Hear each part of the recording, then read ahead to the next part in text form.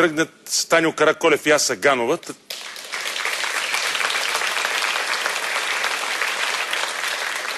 Както и няма да си тръгнат Любомир Славейков и Анна Спасова.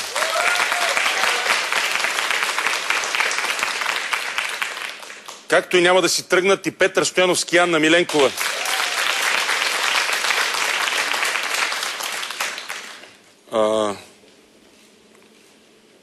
Няма да си тръгне и Стефан Стефанов и Диана Горчева.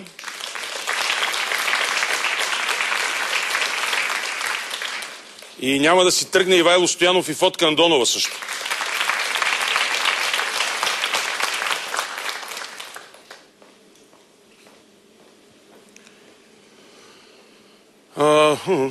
И така, сега ще кажа името на двойката, която ще си тръгне и тя ще дойде да седне при мене. Ще си тръгнат от играта Илян Иванов и Татяна Игнатова.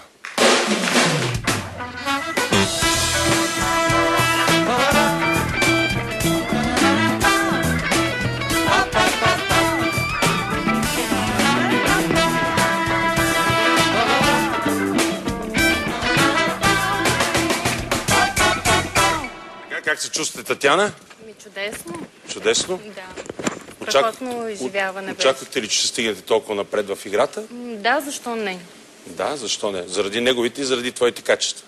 Като цяло и на двама ни. И на двама? Да. Коя задача ви беше най-трудна? Трудна... Не мога да кажа коя. Всички бяха много интересни, с всички много се забавлявахме. Като трудност не мога да преценя. Приятелихте ли с останалите двойки? Да. Мъчно ли ти? Страхотни са, да. Що?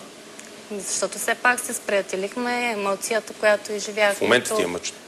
Да, и в момента също. Що? Защото си тръгваме. Кое му беше най-хубавото на това време? Може би точно самите задачи. Емоцията покрай тях, изпълнението, въобще хората, които бяха покрай нас. Всичко беше хубаво. Откри нещо ново за него? Не. В смисъл, всяка една задача, която минаваш и цялото време изкарано тук, ти го разкри точно такъв, какъвто си го мислиш, че. Да. А ти? Аз познавам доста добре мислен, така че... Откри нещо ново за нея? За него не, за себе си някои работи. Я да чуем. Че на твърда земя ми е по-добре, отколкото някъде високо.